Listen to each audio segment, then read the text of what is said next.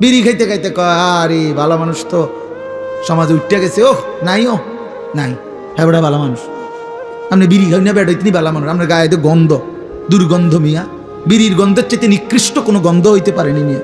তাইলে কোন বিড়ি করতো পবিত্র মানুষ হইতে পারে না, কাউ না মিয়া, এটা একেবারেই অপবিত্র মানুষ, ফালতু মানুষ মিয়া, এ তো বদভ্যাস।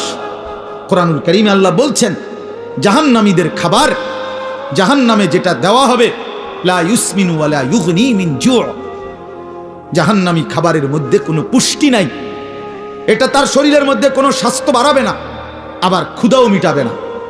কোরআনের আয়াত। ঠিক বিড়ি সিগারেট এরকম যে এটার দ্বারা কোনো স্বাস্থ্যও বাড়ে না, ক্ষুধাও নিবারণ হয় না, এই জন্য বিড়ি সিগারেট জাহান্নামীদের খাবার, জাহান্নামীদের খাবার, জাহান্নামীদের খাবার, জাহান্নামী খাবার।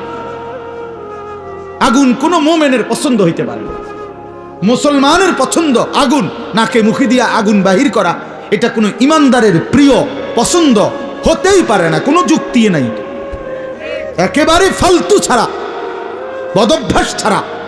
আখিরাত যার মনে নাই, পরকাল যার মনে নাই, কবর বলতে কিছুই জানে না, এই ব্যক্তির দ্বারা সম্ভব বছরের পর বছর বিড়ি খেয়ে যাও। ভুলে গেছে আখিরাত, মনে নাই আখিরাত, ও কিছুই মনে করে না আখিরাতে, মনে করছে জিন্দিগি মানে এই বন, বিড়ি, চা, বিস্কুট, পান সুপারি আর এই বেনবেনানি আলাপ সালাপ, খালাস, এটাই জীবন না? এটা জীবন না বাবা, এটা জিন্দিগি না। এজন্য দয়া করে ভাবতে শিখেন, আল্লাহর দিকে ফিরতে হবে, হিম্মত করতে হবে, হিম্মত করতে হবে। আল হিম্মাতু হিয়াল ইসমুল আযম, আরবিতে বলে হিম্মত সাহসিকতা, মজবুত একটা সিদ্ধান্ত, এটা ইসমে আজম। ইসমে আজম কি? কতগুলো দোয়া আছে হাদিসে, নবীজি সাল্লাল্লাহু আলাইহি সাল্লাম বলেন এগুলো যদি কেউ পড়ে, যা চায় আল্লাহর কাছে আল্লাহ তাই দিয়ে দেয়। এর মধ্যে দোয়া ইউনুস একটা ইসমে আজম, লা ইলাহা ইল্লা আনতা সুবহানাকা ইন্নী কুনতু মিনাজ জালিমিন।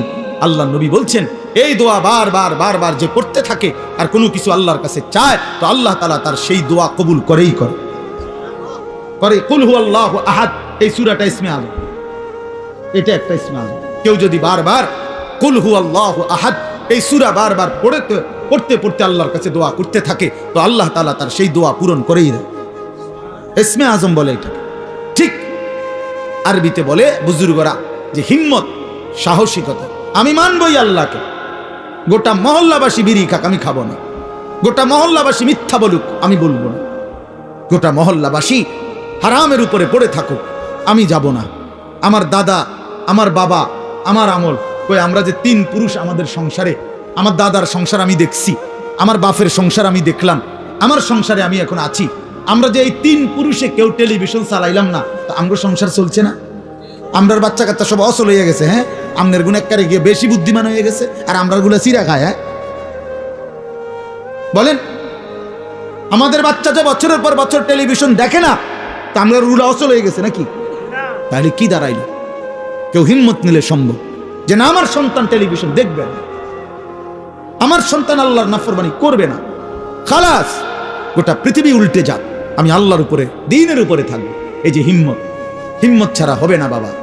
আরো আজ হইতে পারে এই আমনের একজনের পর একজন বক্তা উঠবে, নামবে, আমনেরে কেউ চিৎকার দিব, কেউ সুর দিয়া, কেউ কাইন্দা ডুইল্লা বহুভাবে কইল, আমনের ভিতরে ভিতরে কলজার ভিতরে লোক যত কথা এক, হুজুর পাত্তর গলতে আরে আমি গলতাম না, তো আমনেরে কে বদলাবে? কথা বোঝেন নাই আমার? আমনেরে বদলাবে কে?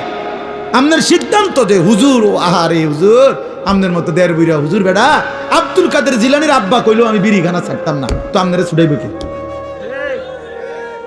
বাইজিদ বুস্তামি আইয়া কইলো আমি চা দোকানে টেলিভিশন দেখা বন্ধ করব না, তো আমনেরে বদলাবে কে?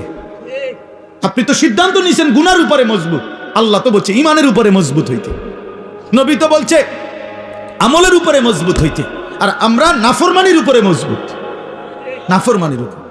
30 বছর সুদ খায়, কি চাচা ছাড়তেন না? না ছাড়তাম না। আপনার ভাল লাগে নিসানো? না আমার ভাল লাগে না। আহা মুসলমান, গুনার উপরে অটল, গুনাহের উপরে অটল।